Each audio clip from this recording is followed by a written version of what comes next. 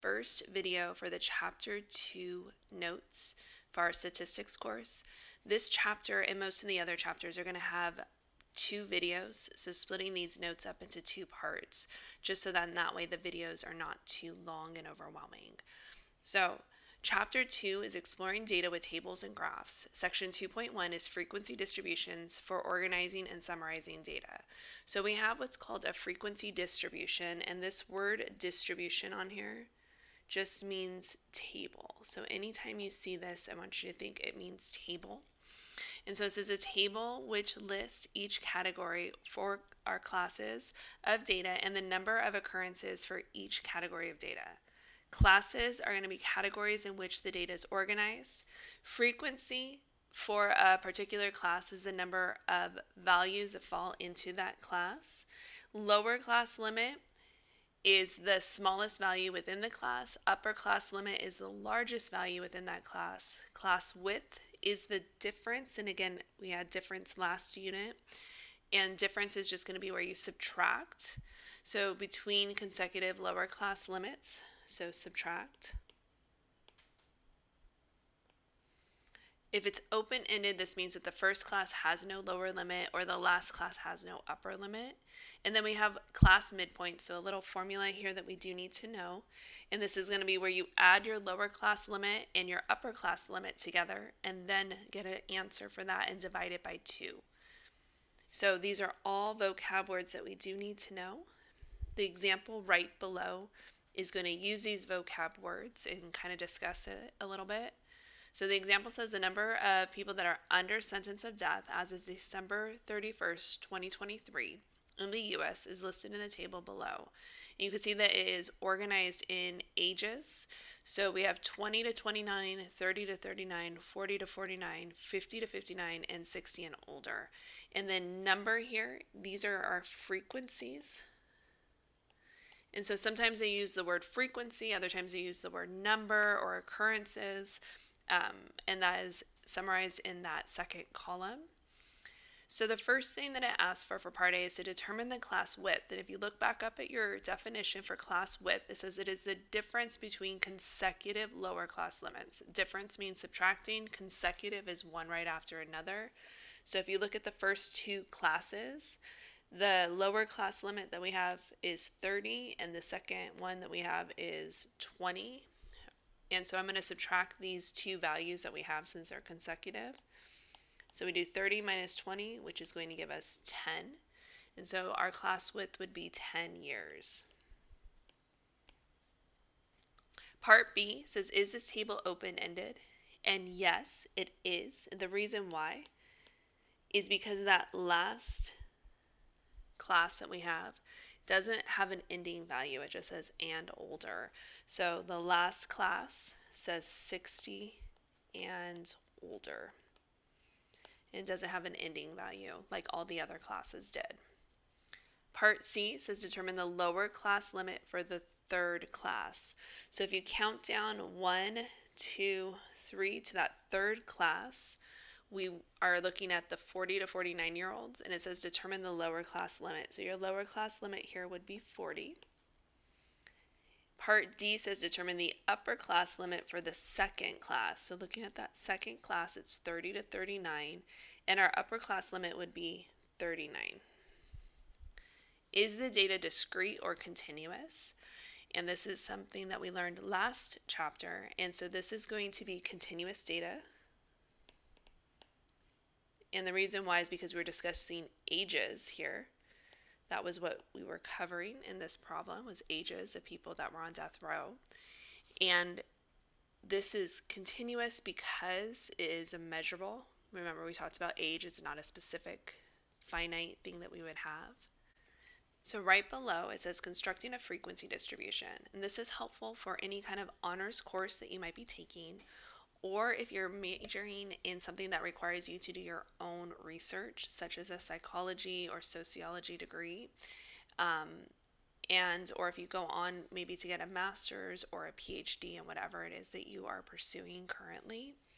So to construct a frequency distribution, first thing we're going to do is select the number of classes. This is going to be dependent on how you want to have your data organized. So this is usually going to be between 5 and 20. You calculate the class width, round it to a whole number, choose a value for the first lower class limit. It depends on the data that you're dealing with. Are you talking about weights? Are you talking about temperatures?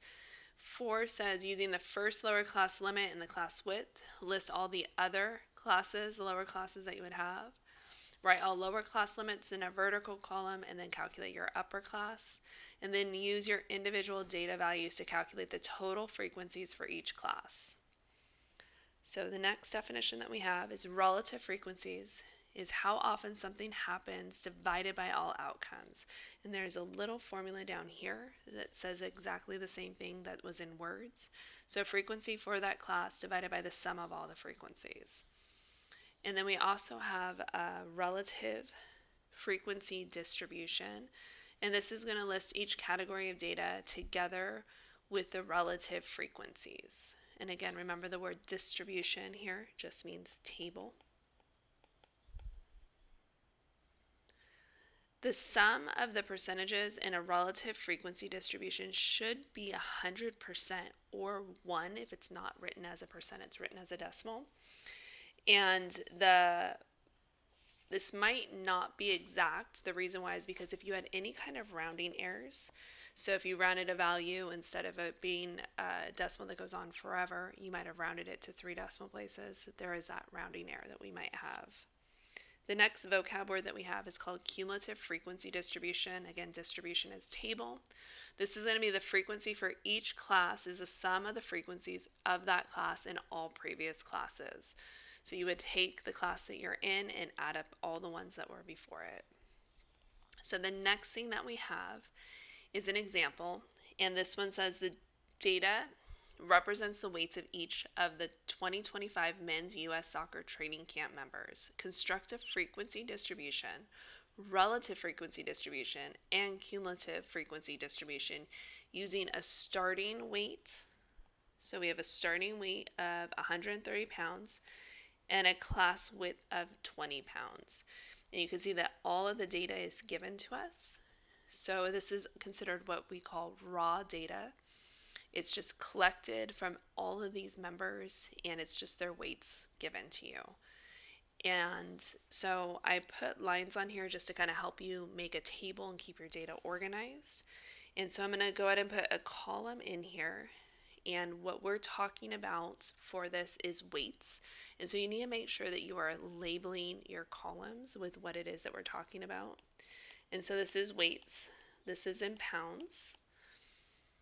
And it tells us to start with a value of 130 pounds. So I'm going to go ahead and put 130. And I need to find the rest of the classes. And I'm going to go ahead and use that class width to help me find the next lower class limit. So if I add 20, since that was my class width, to this lower class limit, I get 150. And that's going to be the next lower class limit that we have for class 2. And I'm going to keep doing this. And I would get adding 20 again is 170. Adding 20 again is 190. And then you kind of ask yourself, when would I need to stop? And so if you look at this, you have to look at your raw data. I'm going to look for the heaviest person that we have on our team. And it looks like somebody is 215 pounds. And that looks like the heaviest weight that we have. And so clearly right now I'm only at 190, so I need to keep going. So adding 20 more to this, I get 210. And I think that should be good. I still need to come up with my upper class limits, but from right now, if I needed to, I could add another row. But looking at class 1, it says we started at 130 and we keep going on. And then the next class starts at 150. So the number before 150 would be 149. The number before 170 for the third class would be 169. And then the number before the 190 would be 189. And then 209. And you might ask yourself, okay, where does this go for the next class? So if you were to think about the next lower class limit, we would have gone to 230. And so this one would go to 229. And so this is just a way to kind of think about it a little different. But these are going to be our total weights that we have. So from here, I need to figure out how many people that we have for the frequencies for each of these classes. And so you're literally going to be counting. And so on here, it helps a lot of students to like circle or highlight. So if you have the ability to highlight, or if you have highlighters, definitely it might help so you don't forget anybody. And so for this, I'm looking for people that are in the range of 130 to 149. So if you go ahead and look across your numbers, again, looking for people that are between 130 and 149. I have somebody that's 135. And then we have somebody that's 147 and 145. So we have 3 people here. And so with that, there's 3 people. And then the next group, we're looking for people that are going to be between 150 and 169. So I'm going to pause the video, let you guys count up these numbers for the rest of the frequencies. And so figure out and count up how many total people are in each of these classes. So we get 8 for class 2, 11 for class 3, 3 for class 4, and 1 for our last class. If you add this up, we do get 3 plus 8 plus 11 plus 3 plus 1 is going to be 26. And that is the total number of data values that we had. So if you were to count them up there. And so that's check. That's what we wanted to have. We didn't forget anybody. So now we need to create our relative frequency distribution. And so I'm going to create another column over here and call it relative frequency. Again, making sure that you label your columns so that you're correctly and accurately describing what it is that you are calculating. So the definition of relative frequency was at the bottom of page 1, and it does say take the frequency for that class and divide it by the total frequencies. And so your total frequency here is 26. And so in order to get the relative frequency for that first class, you are going to take the class that we have, which is 3, divided by 26. And so you're going to use your calculator, do 3 divided by 26, and let's round our answers correctly to 3 decimal places. So for the first one, we get 0.115. The next one, we are going to do 8 divided by 26. Since our class has a frequency of 8 for class 2, when you divide this by 26, you get 0.308. So again, rounding 3 decimal places. The next class is 11, and 11 divided by 26 is going to be 0.423. And then calculate the other 2 and getting an answer of 0.115 and 0.038. And it did say on the previous page that you should be able to add these values all up and you should get 1. Now, there was that error of rounding errors that we could have. So if you were to add up this whole column, you actually get 0.999, which is very close to 1. So I will put a check there. So far we've done our frequency distribution and our relative frequency distribution. Up next, we have our cumulative frequency distribution. So with cumulative frequency distribution, this is that class that you have and adding up all the classes before it. So make sure to look at your frequency column over here. And so when you do that, the first class that we have is 3. The next class is 8, but you have to add up the 3 that you had before, and you get 11. And then you're going to do the same thing for the next one. So you're going to take 11, what we have, and add up 8 plus 3. And for this one, we get 22. And then for the next one, you would do 3 plus 11 plus 8 plus 3, and you get 25. And then the last one is adding up all of those frequencies, the last class and everything before it, and you get 26. And that is how many you have originally that matches your frequencies. And so that would be our cumulative frequency distribution. Right below this, we have what's called the normal distribution. And this is going to be explained a lot in chapter 6. Actually, chapter 6 covers this entirely. So it says a distribution that starts off with a low frequency and then increases to a high frequency and then decreases again. It's going to be approximately symmetric, and it's covered again in chapter 6. So section 2.2 is histograms. A histogram is constructed by drawing rectangles for each class of the data. The height of each rectangle is the frequency or the relative frequency for the class. The width of each rectangle is going to be the same, and a big part here is going to be that the rectangles touch each other. Reason why is because we're dealing with our continuous data when we deal with histograms. One way that variable is described is through the shape of the distribution. There is going to be 4 graphs total here for you to look at. And so the first one that we have is going to be uniform distribution. And this is going to be the frequency for each categories are the same. You can see that the frequency is identical for all of those bars. The next one that we have is called bell-shaped. And so bell-shaped distribution is going to be the highest frequency occurs in the middle of the frequencies. And the tails on the left or the right of that highest point that we have gets smaller. And so another word for this that we're going to be using too is going to be, some of these will be exactly normally distributed. But for right now, our bell-shaped distribution, so the highest point we have is in the middle, and then again to the left and to the right, it both decreases approximately the same. The next two that we have are going to be skewed right and skewed left. And so for skewed right, it says the tail to the right of the peak is longer than the tail to the left of the peak. So if you look at the highest point that we have, the highest frequency, going off to the right is longer. Likewise, skewed left says the tail to the left of the peak is longer than the tail to the right. So if you put your point at the highest part that we have on that graph, going off to the left is longer, so that would be skewed left. So to determine if data comes from a population that is approximately normally distributed, a normal quantile plot can be used.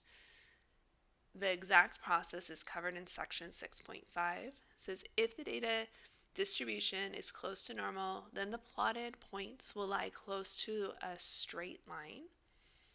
It says below are some examples of histograms and their correlating normal quantile plots. So again, we will be seeing this a lot in 6.5.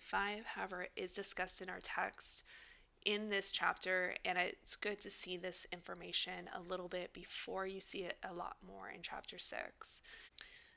So looking at the first two graphs that you have, and even the second two, those two that we have on the left, they're very bell-shaped histograms, and those normal quantile plots that are next to them are very close to a straight line, versus the two histograms that we have on the right are going to be skewed to the right or skewed to the left. And you'll notice that these do not make a perfectly straight line or close to a straight line. The next section that we have is 2.3, and this is graphs that enlighten and graphs that deceive. So the first type of graph that we're going to talk about is called a dot plot, and this is a graphical display of data using dots. Each dot represents one observation and are stacked in columns over a category or number value that we have, so that the height of the column represents the frequency or relative frequency. Dot plot is limited in usefulness, however, it provides a quick picture of the data. And so the example right below says Miss Harper's AP Calculus class has 14 students. The scores for the last exam are listed below. Create a dot plot of the data. So in order to do this, we're going to draw an axis. So you're going to draw a straight line. The smallest value that we have for exam score was 64, and the largest exam score that we have is 96. So I need to make sure that I have an axis that's long enough to include all of those numbers.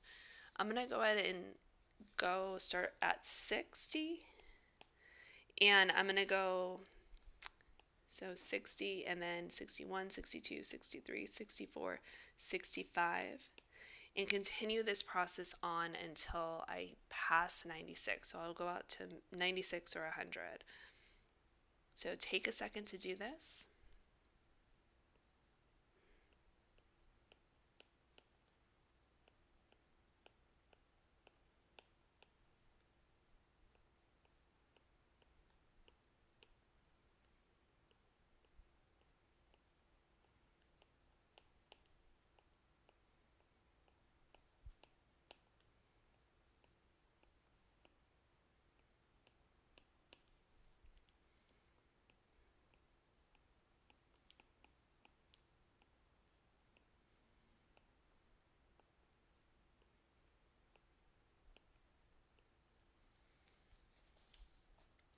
Okay, so once you have your axes drawn, you need to make sure that you label it so that you're communicating what exactly this data represents.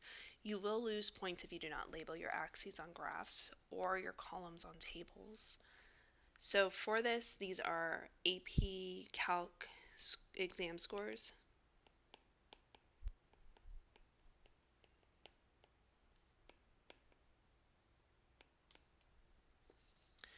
And so every person is going to be a dot on my dot plot.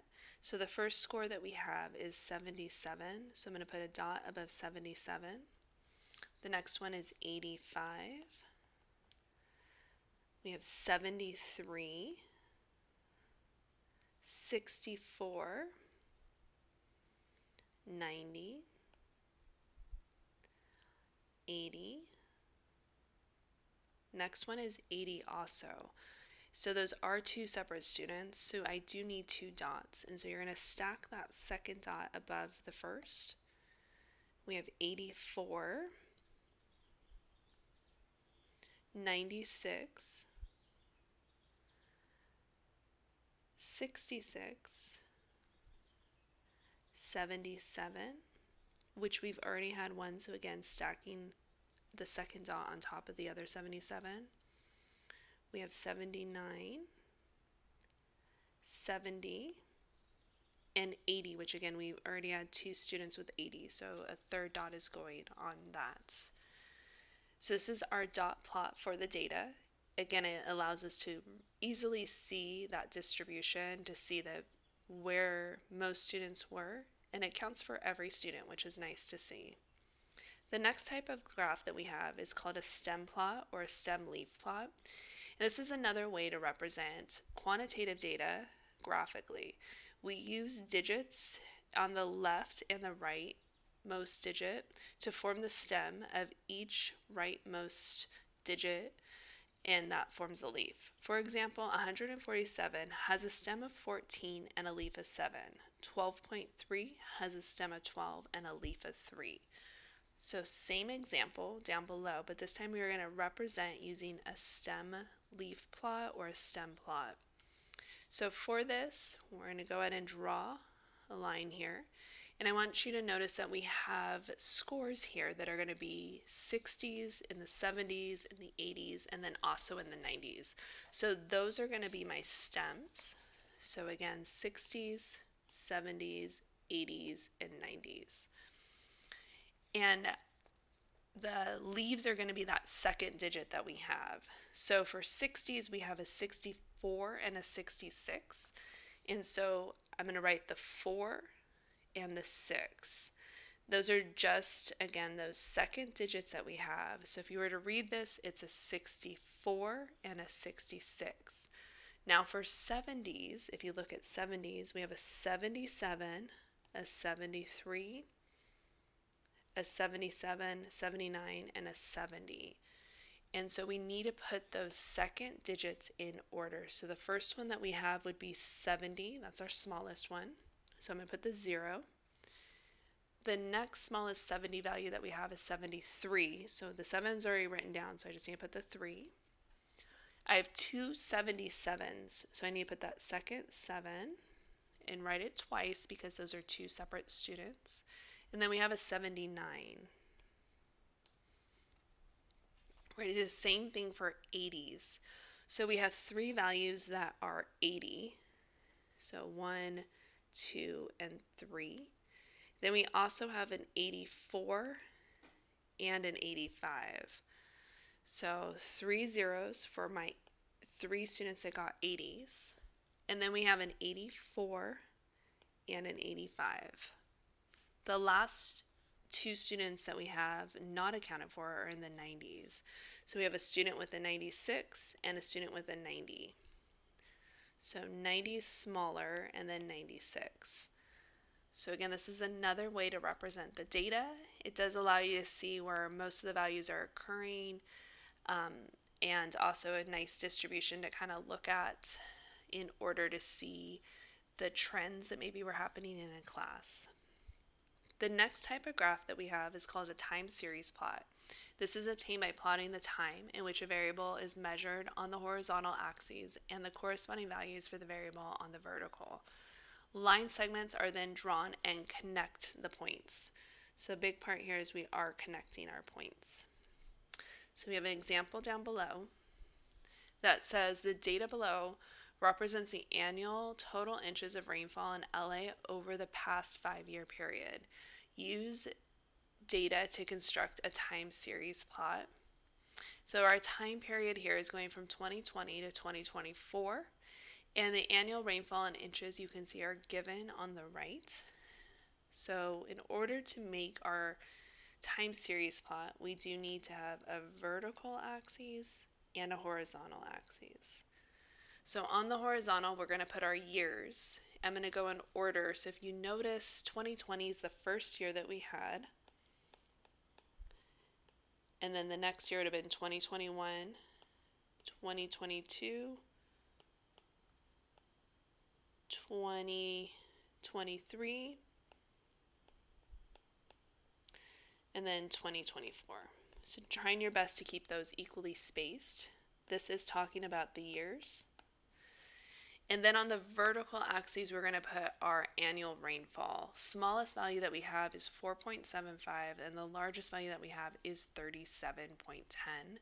So I'm going to count by 5s over here. So we'll say 5, 10, 15,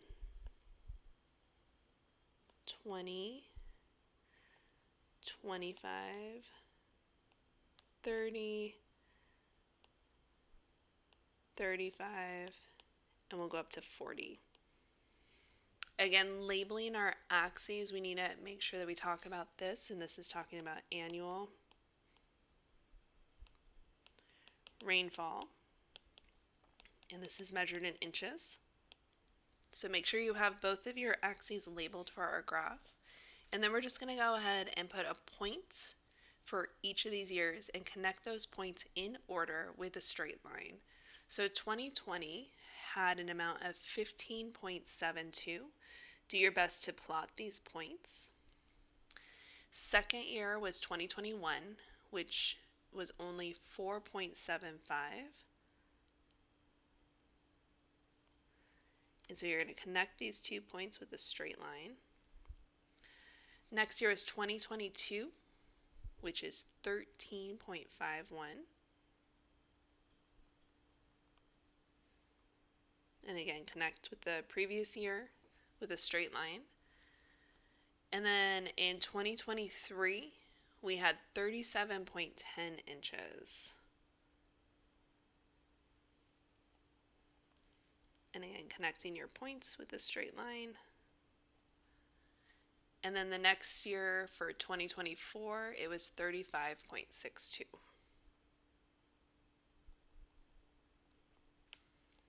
And thus connecting those points with a straight line. The next type of graph that we have is called a bar graph. And a lot of times students get bar graphs and histograms confused, so there is a difference. So looking at the definition for bar graphs, it says it's constructed by labeling each category of data, so this is quantitative data, versus our histogram, which is going to be numerical data, so it would be quantitative. And this is going to be on either the horizontal or vertical axes, and then the frequencies or relative frequencies would go on the other axes. Rectangles of equal width are drawn for each category, and the bars do not touch each other, versus a histogram where they did. So it says the height or lengths of each rectangle represent the category's frequency or relative frequency. So the example right below says an 8th grade teacher has 14 students in her class. The final grades for the 14 students are listed. And so on here you can see there's a C, C+, C-, and so forth. And so on here we have to calculate the frequencies. Those were not given to us. And I put an extra column in here. This is optional, but some students do like to do this. This allows you just to kind of tally them up and then count. So if you were to do this, you can see that there are 2 A's, or you can just start by tallying everything up and going in order. So a C, C+, C-, B-, A-, C+. We have 2 B's, another C+, an A-, an A, B-, and a C+. So this allows us a quick way to kind of organize it, and then we can write those corresponding frequencies easily over here. There's no students who had a B+, make sure you put a 0 there.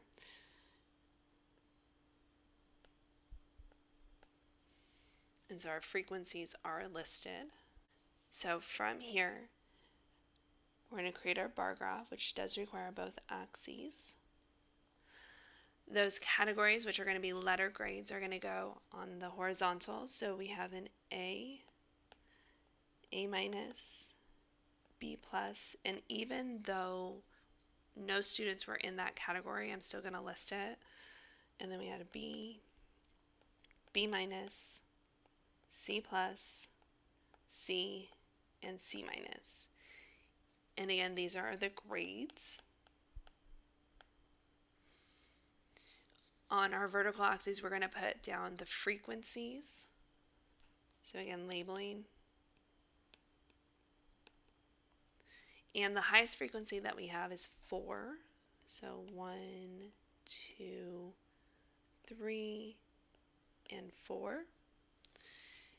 And so for this, I'm just going to go ahead and make a column, a bar for each of these grades using that frequency column, and that is going to correspond to that frequency that we have for that height of that bar. Also, I want you to note that the bars do not touch in a bar graph. And so A has 2, A- has 2, again making sure there's a space. Also try to make the width of each rectangle as close as you can to one another. They should be the same. I know by hand it's a little hard. There are 2 B's. And again, leaving a space for B+, 2 B-,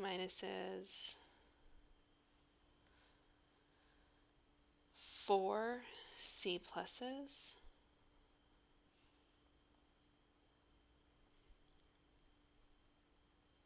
1 C, and 1 C-. So again, checking to make sure your axes are labeled, but this is your bar graph for this data. So this is going to be the end of part 1 for the chapter 2 notes. Make sure to continue on and watch the second video to get the rest of the notes.